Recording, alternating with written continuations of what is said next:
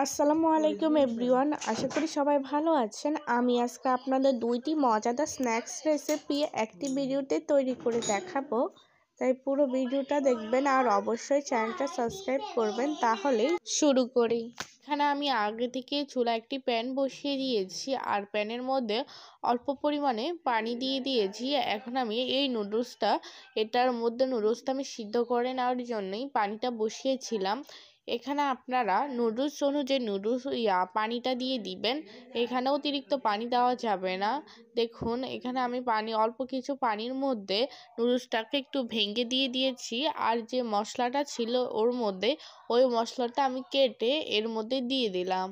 দেখুন আজকের এই রেসিপিটা আমি শুধু এক প্যাকেট নুডলস দিয়ে এই নুডলস পকোড়া বানাবো, তাই এখানে একদম নেড়ে ছেড়ে দিচ্ছি। আর নুডলসটারে একেবারেই সিদ্ধ করা যাবে না, একটু মিডিয়াম করে রাখতে হবে, একদমই সিদ্ধ করা যাবে না, আর পুরোপুরি পানিটা শুকিয়ে নিতে হবে।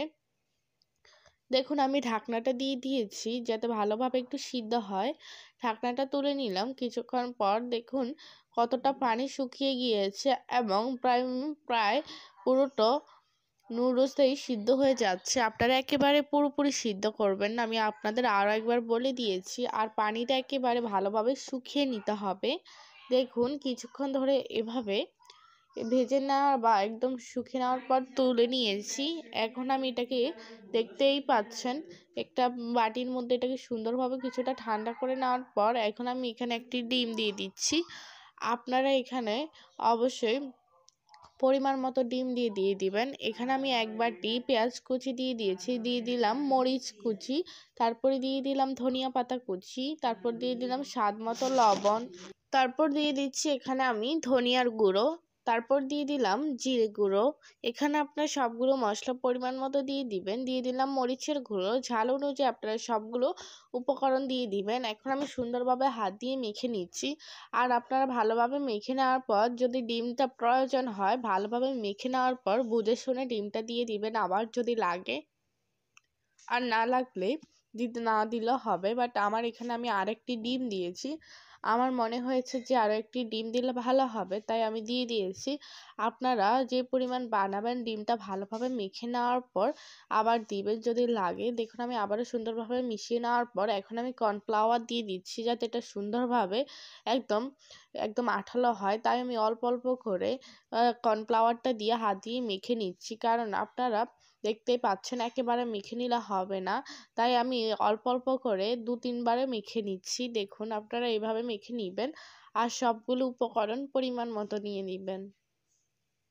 দেখুন আমি সুন্দরভাবে এই রেসিপিটা বানিয়ে দেখাচ্ছি, আপনাদের জাস্ট দেখিয়ে দিলাম কিভাবে এটা কতটা যে সহজ আর খুবই মজার খেতে।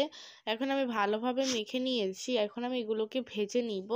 তার জন্য এগুলোকে একটি শেপের মধ্যে আনতে হবে। কিছুক্ষণ ভালোভাবে মিশিয়ে নিয়েছি। এখন আমি এটাকে দেখতেই পাচ্ছেন সুন্দরভাবে হাতের মুঠো করে এভাবে এরকম শেপে দিয়ে দিয়েছি।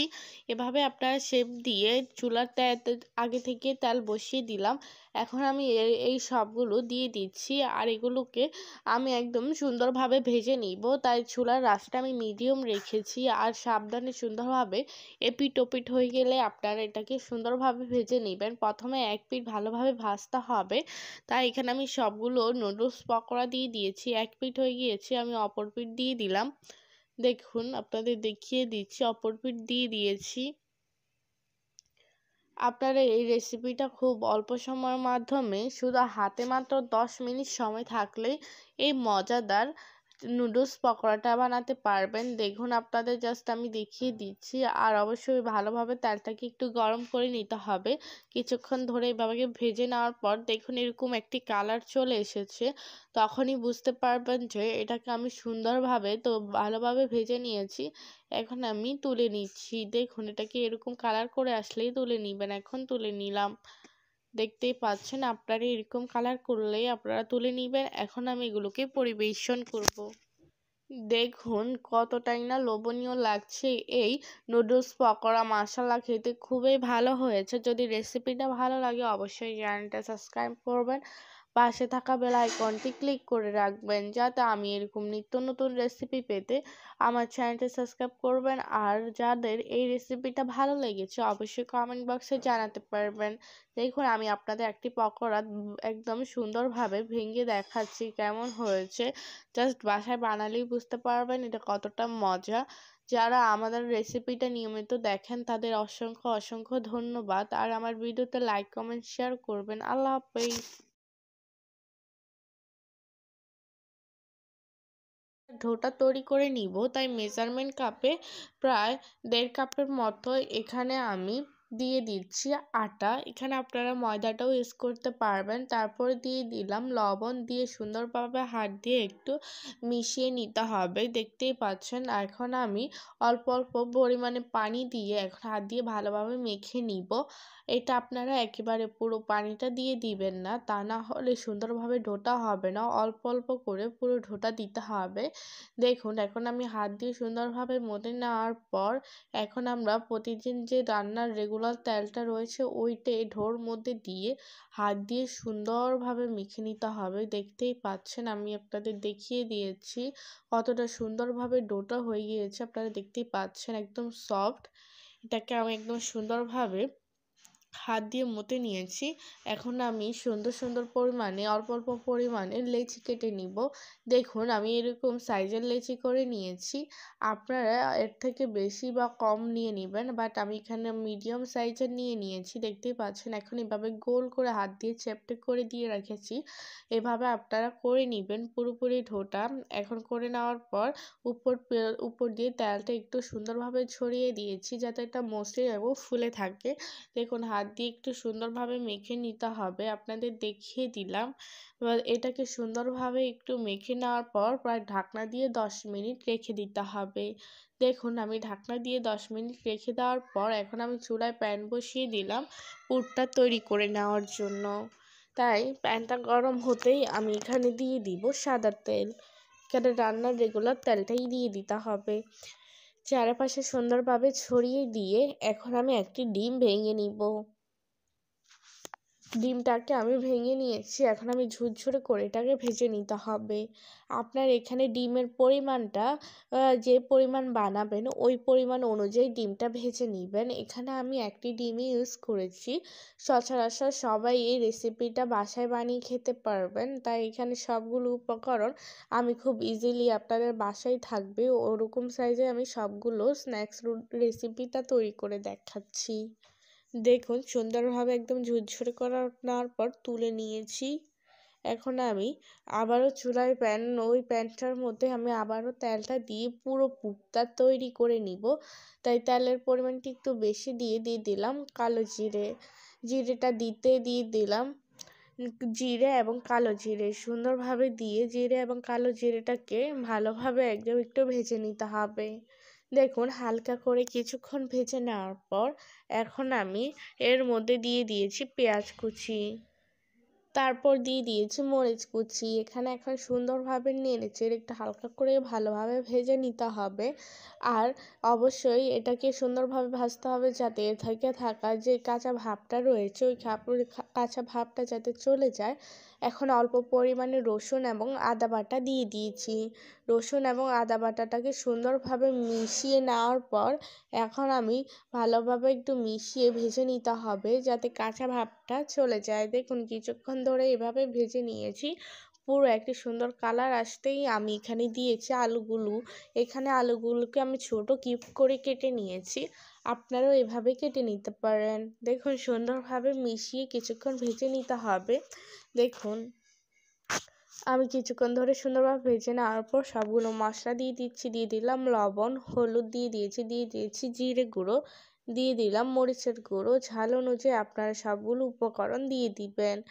এখন সুন্দরভাবে এটাকে মিশিয়ে নিতে হবে যাতে সবগুলো মশলার কালারটা সুন্দরভাবে চলে আসে।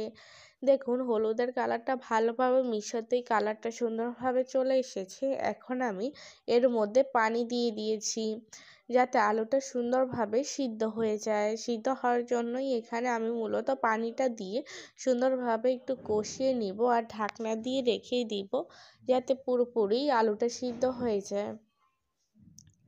দেখুন এভাবে আমি একদম নেড়ে ছেড়ে দেওয়ার পর ফুল পানিটা শুকিয়ে গিয়েছে। এখন আমি এর উপর দিয়ে দিব ধনিয়া পাতা কুচি। ধনিয়া পাতাটা দেওয়ার চেষ্টা করবেন, এতে খেতে ভালো লাগবে। আর যে ডিমটা আমি ভেজে রেখেছি, ঝুরঝুরে করে রেখেছি, ওইটা এর মধ্যে দিয়ে দিয়েছি। এতে টেস্টটা আরও দ্বিগুণ হয়ে যায়।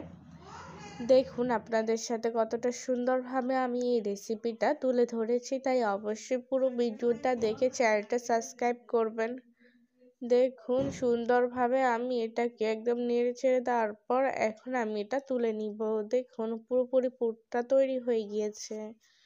দেখুন এখন আমি যে ডোটা রেডি করে রেখেছি ওইটা 10 মিনিট রেস্টে রেখে দেওয়ার পর আপনাদের দেখিয়ে দিলাম কতটা সুন্দরভাবে এটা নরম তুলতুলে হয়ে রয়েছে আর কতটা সুন্দর সফট হয়ে গিয়েছে। এখন এই পুরোপুরি ডোটা একদম স্ন্যাক্সটা বানানোর জন্য পারফেক্ট হয়েছে। এখন আমি এটাকে বেলে নিব। দেখুন একটু আমি যেভাবে বেলে নিচ্ছি আপনারাও এভাবে বেলে নিবেন। এখন আমি সুন্দরভাবে এই স্ন্যাক্সটা যেই শেপে বানাবো ওভাবে আমি রুটিটাকে বেলে নিচ্ছি। এভাবে লম্বা করে একটু গোল করে বেলে নিতে হবে। এরকম লম্বা করে সুন্দরভাবে বেলে নেওয়ার পর যে পুরটা রেডি করে রেখেছিলাম ওই পুরটা থেকে আমি 2 থেকে 1.5 টেবিল চামচের মতো এখানে দিয়ে এখন আমি পুরোপুরি সুন্দরভাবে এই স্ন্যাক্সটা রেডি করব। আর এই স্ন্যাক্সটা রেডি করতে খুবই বেশি সময় লাগবে না। এভাবে আমি চারপাশে সুন্দরভাবে ছড়িয়ে দিচ্ছি। ছড়িয়ে দেওয়ার পর এখন এই পাশটা রয়েছে, এই পাশটা আমি এর সাথে লাগিয়ে দিব। আর এটা সুন্দরভাবে একদম লেগে যাবে, কারণ এটা আমি অনেকক্ষণ রেস্টে এবং সুন্দরভাবে সফট করে নিয়েছি। দেখুন এখন আমি এই পাশটা এভাবে লাগিয়ে নিব। এভাবে সুন্দরভাবে লাগিয়ে নিতে হবে। আপনাদের আমি সুন্দরভাবে পুরো ভিডিওটা বা কীভাবে বানাতে হয় দেখিয়ে দিয়েছি, তাই অবশ্যই আমার চ্যানেলটা সাবস্ক্রাইব করবেন প্লিজ।